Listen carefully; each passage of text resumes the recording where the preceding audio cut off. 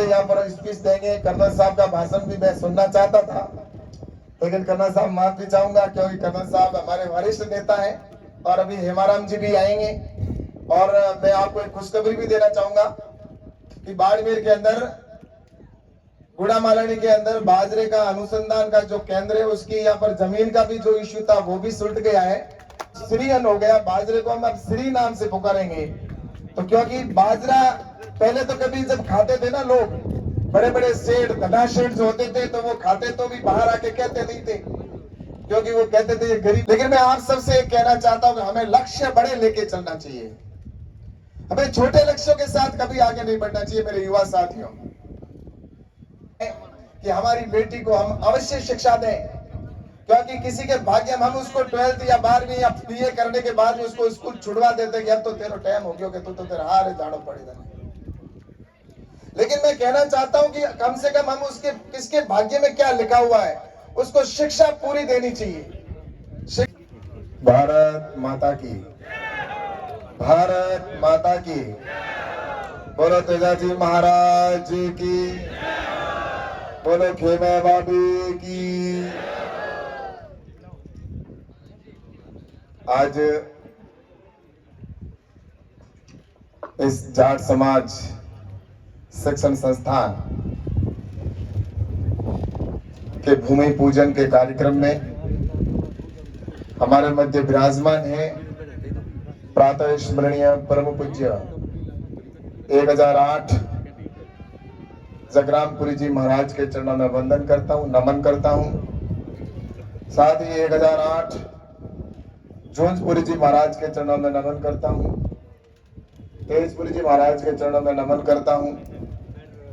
और हम सबके वरिष्ठ नेता, किसानों के नेता, पूर्व सांसद आदरणीय कर्नल सोनाराम जी, और मंच पर विराजमान है पूर्व विधायक आदरणीय तरुण जी कागा,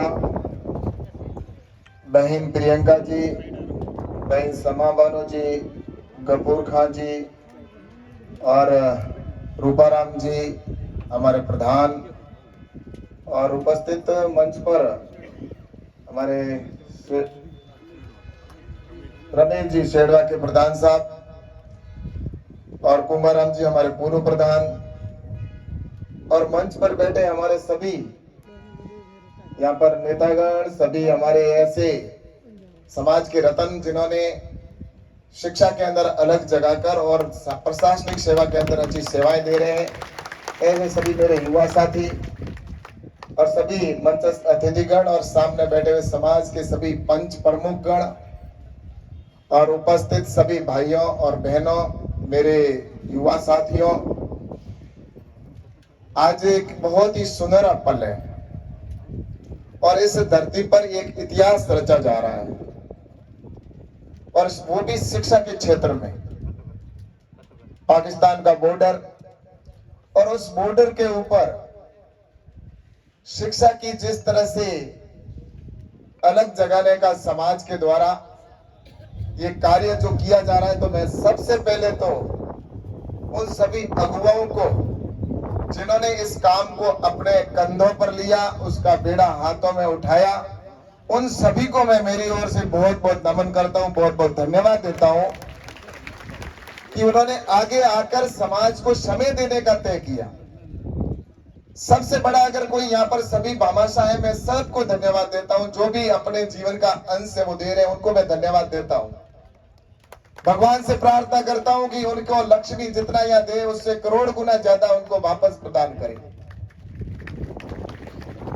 लेकिन समय देने वालों को भी मैं बहुत बहुत धन्यवाद देना चाहता हूं कि जो समय उनके जीवन में है वो इस समाज को देने का काम कर रहे हैं। आपने देखा होगा कि कोई भी व्यक्ति होता है, उसके दिन है वो जीवन के फिक्स होते हैं। कोई भी व्यक्ति हो उसके दिन फिक्स है, उस दिन उसको जाना, उससे एक सेकंड भी अधिक वो नहीं जी सकता। इसलिए हर व्यक्ति के जिंदगी के दिन फिक्स है, लेकिन उन समय में से अगर वो एक दिन का समय, एक घंटे का समय अपने जीवन के अपने कार्यों को छोड़कर और समाज के छात्रावास के लिए जो आने वाली हमारी पीढ़ी है, हमारे युवा साथी है, जो देश के निर्माण में हमारे समाज को आगे बढ़ाने में जिनका योगदान होगा, ऐसी पीढ़ी को आगे बढ़ाने के लिए अपना समय दे रहे हैं, तो मैं उन सबको बहुत बहुत धन्यवाद, बहुत बहुत साधुवाद देता हूं। और वास्तव में आज इस समय जैसा कि शिक्षा हमारे जीवन के लिए, हर व्यक्ति के लिए जरूरी है, और इस मंच से बहुत बार कहा गया कि हमारा समाज जिस तरह से कहीं पिछड़ रहा है, कोई कह रहा है तो कोई आगे बढ़ रहा है। मेरी नजर में तो मैं कहना चाहता हूं कि मेरा समाज सबसे आज देखा जाए तो बहुत आगे बढ़ रहा है, कहीं पीछे देखने को मुझे नहीं लगता, क्योंकि इसके पीछे नींव जो रखी गई है वो बहुत मजबूत हाथों से रखी गई है। और उन्होंने उस समय जो काम किया था, उन्होंने बहुत सोच समझ के काम किया था। आदरणीय स्वर्गीय रामदास जी ने, हम सब जानते हैं, उन्होंने जैसा पहले बहन समा बानो जी ने आपको बताया ही होगा, बताया, हम सुन रहे थे, और हम सब जानते हैं उन्होंने किस तरह से समाज के अंदर उस समय उस विषम परिस्थितियों के अंदर रामदास जी ने उन छोटे छोटे बच्चों को अंगुली पकड़कर साथ ले जाकर और उनको वहां पर पढ़ाया, और उसकी बदौलत वो बच्चे जब आगे बढ़े तो वो आने वाली पीढ़ी के लिए प्रेरणादायक बने, और उनको देखकर दूसरे बच्चे भी पढ़ने लगे। सिर्फ ऐसा नहीं कि उन्होंने जो हॉस्टल में पढ़े वही आगे बढ़े, उनको देखकर कि एक अगर हॉस्टल में पढ़ने वाला हमारा बच्चा आगे बढ़ा है तो उसको देखकर दूसरे भी बढ़े। आज इसी तरह से मैं धन्यवाद देना चाहता हूं। वास्तव में हमारे जितने भी यहाँ पर संस्थाएं हैं जो समाज के अंदर काम कर रही है, उन सभी को, तो उन सभी संस्थाओं ने अपने जो यहाँ पर काम किया, और उसी की वजह से आज समाज के अंदर मेरे कई युवा साथियों को मैं देखता हूं तो वो प्रशासनिक क्षेत्र के अंदर लगातार आगे बढ़ रहा है। कोई आरएस बन रहा है तो कोई आईएएस बन रहा है। आईएएस या आरएस की लिस्ट निकलती थी पहले तो कभी कोई हमें एक आध बड़ी मुश्किल से देखने को मिलता था, लेकिन आज ऐसी कोई सूची नहीं है जिसके अंदर बाड़मेर का कोई हमारा युवा साथी आईएएस की लिस्ट या आरएस की लिस्ट में नहीं आता है। जिस पिछड़े क्षेत्र के अंदर कभी कोई अधिकारी आने से कतराता था, लेकिन आज इस क्षेत्र के अंदर ऐसे आरएस और आईएएस अधिकारियों की कोई कमी नहीं है हमारे समाज के अंदर, जो देश के विभिन्न कोनों के अंदर मैं जब जाता हूं, यहाँ से आपने मुझे आप आशीर्वाद देकर यहाँ से भेजा, तो मैं जब दूसरे देश प्रदेशों के अंदर जाता हूं तो वहां पर हमारे समाज के बंधु जब वहां पर मिलते हैं तो मुझे लगता है कि मुझसे ज्यादा किसको ज्यादा खुशी होगी, इसकी कल्पना आप सोच सकते हैं कि हमारे भाई दूसरे प्रदेशों के अंदर जाकर वहां पर प्रशासनिक सेवा में काम कर रहे हैं, तो उसके साथ साथ व्यापार के अंदर भी हमारे कई भाई ऐसे हैं जो वहां पर व्यापार के अंदर भी बहुत अच्छा बिजनेस कर रहे हैं, और सामाजिक सेवा भी वहां पर कर रहे हैं दूसरे प्रदेशों के अंदर।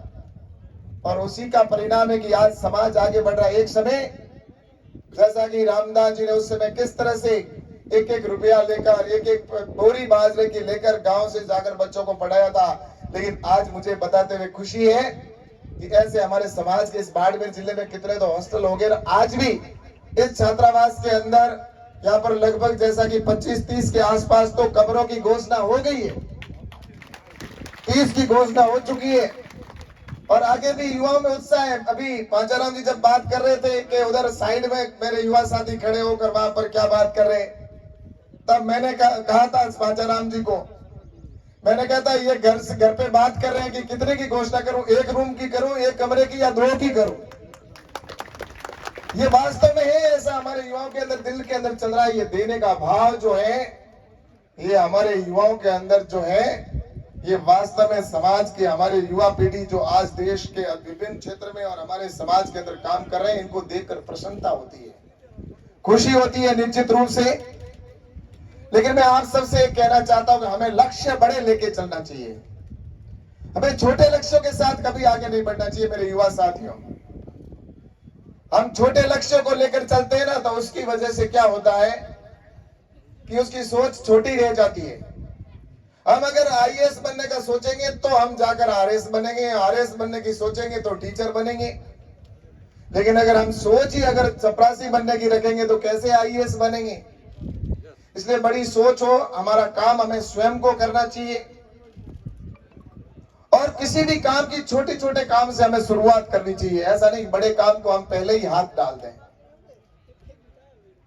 आपको एक छोटी सी मैं कहानी बताना चाहता हूं। खैर अभी समय का अभाव है, कहानियों का समय नहीं है यहाँ पे, लेकिन मैं आप सबसे कहना चाहूंगा कि हम सब यहाँ पर जो बैठे हैं बहुत ही जिम्मेवार लोग यहाँ पर बैठे हैं। समाज के यहाँ पर बैठे सभी हमारे पंच प्रमुख बैठे हैं। जो एक एक गांव के अंदर जो यहाँ पर आया है वो प्रमुख व्यक्ति आया है। बाकी कई हमारे युवा साथी दोस्त आज इसको लाइव भी देख रहे हैं।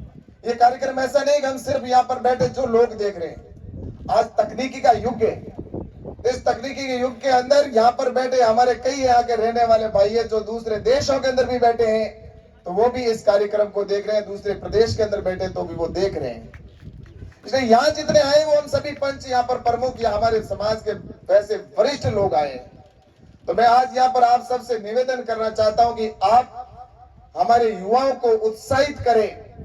हमारे युवा जो आगे बढ़ने जा रहा है, जो युवा आगे बढ़ता है उसको मनोबल गिराने का काम ना करके और हमें उसको उत्साहित करना चाहिए। उसको हमें आगे बढ़ने की हर समय प्रेरणा देनी चाहिए।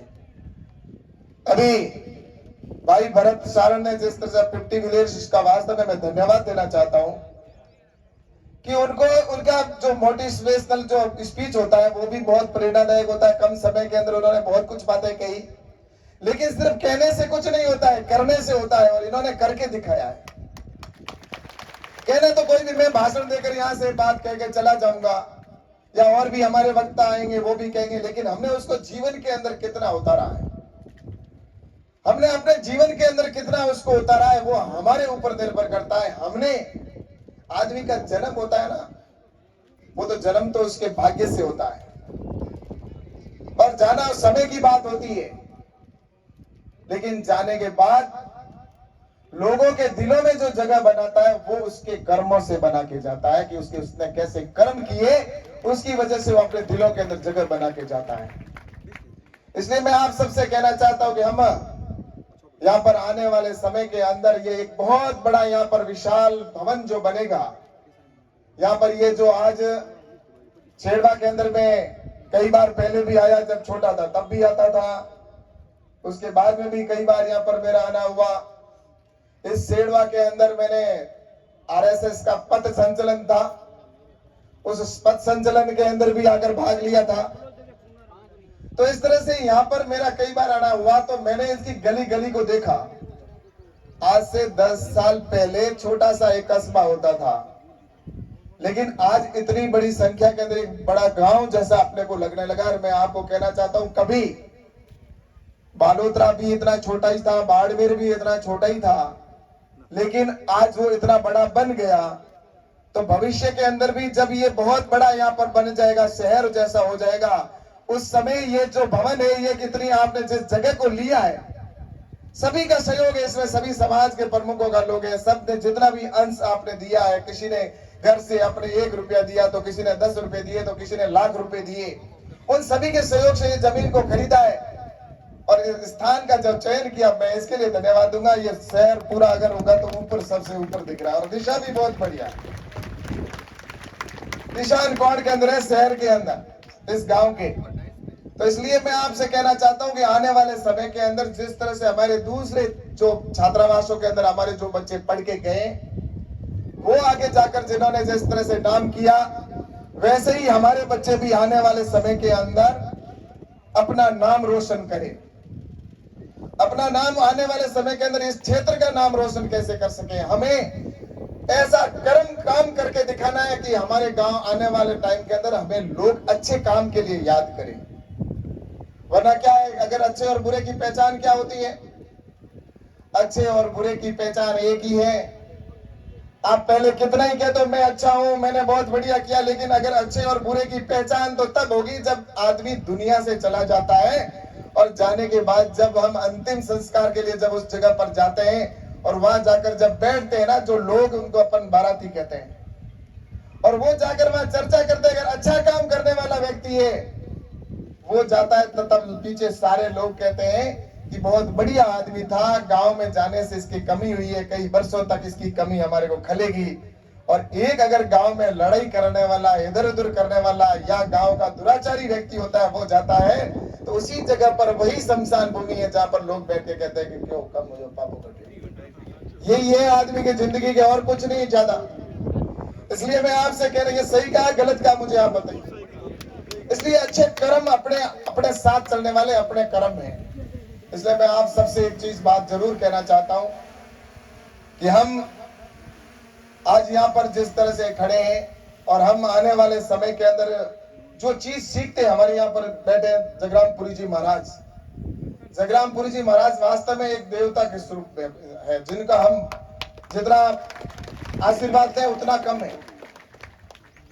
और हर व्यक्ति किसी न किसी से सीखता है, कहीं न कहीं कोई सीखता रहता है। मैं भी आज यहाँ पर बोल रहा हूँ, कहीं न कहीं मैं भी हर समय बैठता हूँ उठता हूँ तो सीखता हूँ। एक हर व्यक्ति को ऐसा नहीं सोचना चाहिए कि मैं ही जो करूं वही सब कुछ है, मेरे सिवा कुछ भी नहीं है, ऐसा कभी दिल में नहीं रखना चाहिए। क्योंकि हर व्यक्ति के अंदर किसी न किसी प्रकार का गुण होता ही है। अगर हम सोच के चलेंगे कि हम मेरे सिवा कुछ भी नहीं है, सब कुछ जो है वो सब कुछ मेरे अलावा किसी के पास नहीं है, तो मैं सोचता हूं कि वह बहुत अपने खुद के लिए भी गलत होता है। तो मैं आप सभी से ये जरूर कहना चाहता हूं कि अपने से बड़ों का हमेशा सम्मान करना चाहिए। हम बड़ों का किस तरह से सम्मान कर सके, इस बात का भी हमें बुजुर्गों का आशीर्वाद हमें मिले। और आज यहाँ पर जैसा कि आपने मुझे आशीर्वाद दिया और उसी की वजह से मैं आज जो कुछ भी हूं तो आपके सामने हूं। और तो शिक्षा हमारे जीवन के लिए बहुत जरूरी है। और शिक्षा के साथ साथ नशे से भी, जैसा पहले जिक्र हुआ, मेरे युवा साथियों, मैं आप सबसे कहना चाहता हूं कि आप नशे, कई ऐसे मेरे भाई है यहाँ पर खड़े हैं, उनके लिए मैं नहीं कहना चाहता, लेकिन ऐसे कई बंधु हैं जो शिक्षा नशा जो आदत लग गई है, और नशा करने वाले वो अपने परिवार को तो नुकसान करता है, उसके परिवार के लोग तो पछताते ही हैं, लेकिन आसपास के लोग भी जिस तरह से उसको देखकर परेशान होते हैं, वो इस परिवार को भी जिस तरह से नाश करता है। तो मैं सोचता हूं नशे से हमें दूर रहना चाहिए। हमारी बहन बेटियों को अधिक से अधिक शिक्षा देनी चाहिए। और हमारी बेटियां आज कहीं पर भी पीछे नहीं है। आज हमारे समाज की हो, चाहे वो किसी भी दूसरे समाज की हो, इस बाड़मेर जैसलमेर जो रेगिस्तानी क्षेत्र है, यहाँ की बहन बेटियां आज पूरे देश ही नहीं विदेशों के अंदर भी, चाहे खेल के अंदर हो या वो किसी दूसरे के प्रशासनिक क्षेत्र के अंदर हो, वो अपना नाम रोशन कर रही है। तो मैं जरूर ये कहना चाहता हूँ कि हमारी बेटियों को इस छात्रावास के अंदर हम जब यहाँ पर कर रहे हैं तो ये संकल्प लेके जाएं कि हमारी बेटी को हम अवश्य शिक्षा दें। क्योंकि किसी के भाग्य में हम उसको 12th या 12वीं या BA करने के बाद उसको स्कूल छुड़वा देते कि अब तो तेरा टाइम हो गया, तू तो तेरा हार झाड़ो पड़ेगा। लेकिन मैं कहना चाहता हूं कि कम से कम हम उसके किसके भाग्य में क्या लिखा हुआ है, उसको शिक्षा पूरी देनी चाहिए। शिक्षा देने के बाद उसको खुला छोड़ कहना चाहिए कि तुम्हें जितना पढ़ना है बेटा पढ़ो और तुम अपने पैरों के ऊपर खड़े हो। और इसलिए मैं आप सबसे कहना चाहता हूं कि अपनी बेटी को पढ़ाएं, अपने बेटों को अच्छा शिक्षा के लिए ये मंदिर बनाया जा रहा है, इसमें सबका सहयोग हो, सभी का। विशेष मैं यही कहूंगा कि यहाँ पर जितने भी आए, जो भी जैसा कि इस अंश से अपना देकर जाए यहाँ से।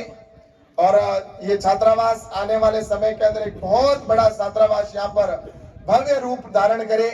कभी जैसा कि मैं जब पढ़ता था, छोटा था, उस समय बालोतरा के अंदर मैं पढ़ता था, तो वहां पर एक भी छात्रावास के नाम पर समाज का एक भी कुछ भी नहीं बना हुआ था।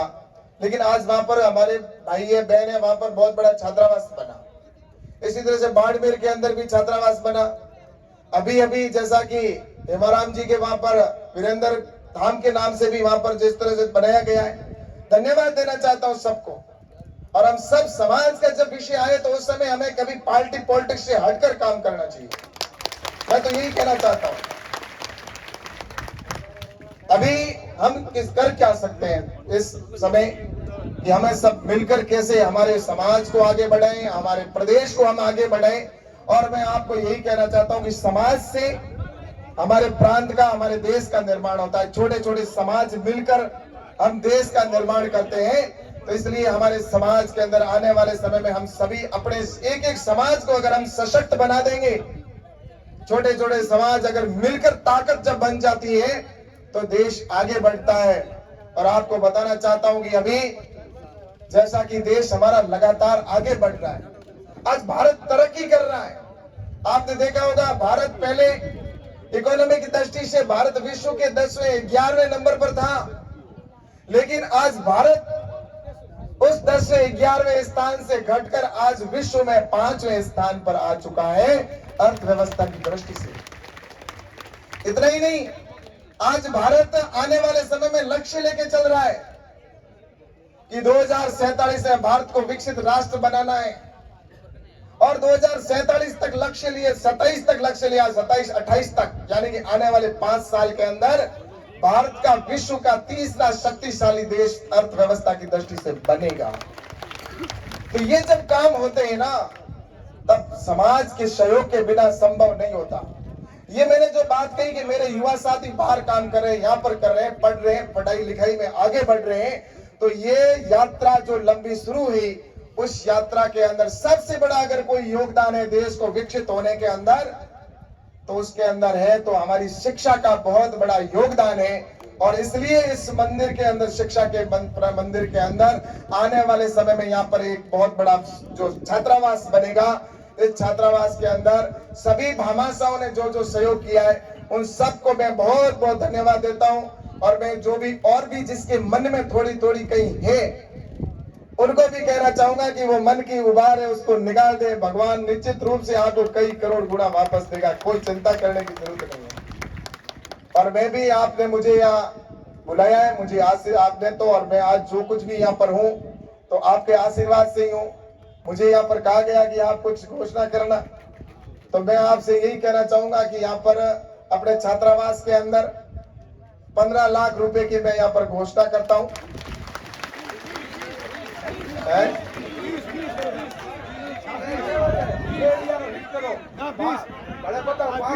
चलो चलो, ऐसा है, देखो मेरी बात सुनो, मेरा क्या है मुझे बताओ, आपने तो मुझे दिया है, इसलिए अगर आप सब कह रहे हैं कि 20, तो चलो 20 लाख रुपए की मैं घोषणा करता हूं। 20 लाख रुपए। देखो मेरी एक ही कहना है कि हम यहाँ पर जो छात्रावास है ना, ये हमारी आत्मा में होना चाहिए।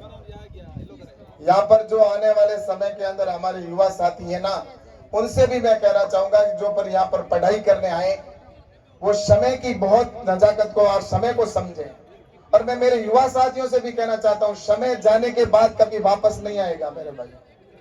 हर व्यक्ति का समय फिक्स है, मैंने पहले भी कहा, लेकिन आज जो समय जा चुका है, पढ़ाई के ऊपर भाइयों से कहना चाहता हूँ ज्यादा से ज्यादा समय दें। आज ये जो समय जिनका जा चुका है ना, उनका वापस नहीं आना है। यहाँ पर ये बुजुर्ग बैठे हैं, अगर ये चाहे कि मैं RS बन जाऊं, IAS बन जाऊं या बहुत बड़ा बिजनेस शुरू कर दूं, तो वो नहीं कर सकते, क्योंकि उनका समय जा चुका है, क्योंकि वो उम्र दराज हो चुके हैं। लेकिन मेरे युवा साथियों के पास में वो समय है, वो वक्त है, और निश्चित रूप से उस समय को आगे आने वाले समय में सही सदुपयोग करें, ताकि हम समय की पहचान करते हुए अपने समाज को आगे बढ़ाते हुए, अपने समाज के नव निर्माण को और आगे बढ़ाते हुए भारत के नव निर्माण को और भारत को विकसित राष्ट्र बनाए, उसमें हम सभी का विशेष योगदान हो। और ऐसे में ये छोटे जो हमारे छात्रावास हैं और जिनको बहुत अच्छा योगदान है, आने वाले समय के अंदर ये बहुत आगे बढ़े और यहाँ से हमारे भारत, यहाँ के ऐसे रत्न निकले जो समाज का नाम रोशन कर सके, देश का नाम रोशन करे। ऐसी शुभकामना के साथ मैं अपना यहाँ पर वक्तव्य समाप्त करूं, उससे पहले, क्योंकि मैं आपसे यहाँ पर वैसे प्रोग्राम पहले जब तय हुआ था तो उस समय मैंने कहा था कि मैं आऊंगा, लेकिन बीच में कार्यक्रम PMO से अलग चेंज हो गए और वहां पर कलकत्ता का बन गया था। मैंने बीच में राजाराम जी से बात की थी और कई कार्यकर्ताओं से कहा भी था, भाइयों से, कि मैं आ नहीं पाऊंगा, लेकिन फिर मैंने वापस बात करके और समय बदलकर जो 13 तारीख का वहां कलकत्ता का प्रोग्राम था, वो कल 12 तारीख करवाया और रात को मैं अहमदाबाद पहुंचा और रात भर चल के और आज यहाँ आपके बीच में आया। अभी मुझे सीधा यहाँ से भरतपुर जाना है, कल सुबह मेरा भरतपुर में कार्यक्रम है, तो मैं आप सबसे इजाजत लूंगा, क्योंकि बीच में 2-3 कार्यक्रम है, बीच में पूरे समय आपके साथ रहना चाहता था, लेकिन समय और भी कई वक्ता है, सारे यहाँ पर स्पीच देंगे। कर्नल साहब का भाषण भी मैं सुनना चाहता था, लेकिन कर्नल साहब माफी चाहूंगा, क्योंकि कर्नल साहब हमारे वरिष्ठ नेता हैं और अभी हेमाराम जी भी आएंगे। और मैं आपको एक खुशखबरी भी देना चाहूंगा कि बाड़मेर के अंदर गुड़ामालानी के अंदर बाजरे का अनुसंधान का जो केंद्र है उसकी यहाँ पर जमीन का भी जो इश्यू था वो भी सुलट गया है और अनुसंधान केंद्र भी उसकी स्वीकृति जो केंद्र और यहाँ से भी हो गई है और जल्दी यहाँ पर अपना बाजरे का जो रिसर्च होता था वो हैदराबाद में होता था, अब रिसर्च होगा वो अपने गुड़ामालानी के अंदर बाजरे की वेराइटियां निकलेगी। वहां पर हमारे साइंटिस्ट है वो यहाँ पर गांवों के अंदर भी नई नई वेराइटियां यहाँ पर भी वो प्रयोग करके दिखाएंगे।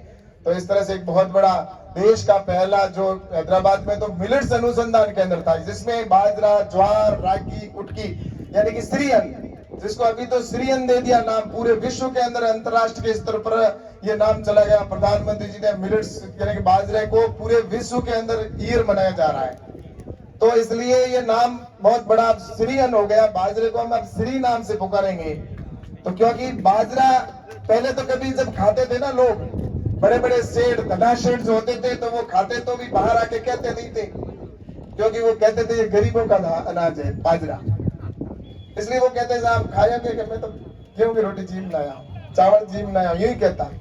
लेकिन बारे आवदान कहता आबाद मोह जान ढोकता बाजरी, और हमें बे हागी भले मोह क्यों खाना है, लेकिन बारे आन कह के आज तो मैंने मिलेट्स खाया, श्रीअन्न बाजरा खा के आया हूँ। तो बाजरे की प्रतिष्ठा बढ़ी है, उसकी वजह से बाजरे की रेटें भी हमारे किसानों को अच्छी मिलने लगी है।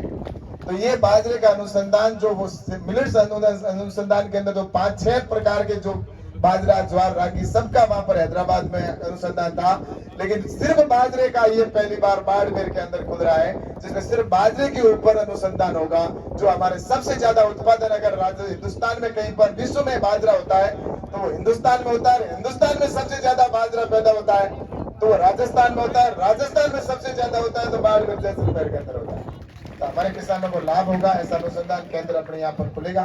तो इसमें हेमाराम जी का भी मैं धन्यवाद देता हूँ, जमीन को दिलाने में उन्होंने सहयोग किया था, तो उसके लिए भी उनको धन्यवाद और सभी का आभार प्रकट करते हुए यहाँ पर मैं अपनी बात को समाप्त करता हूँ। और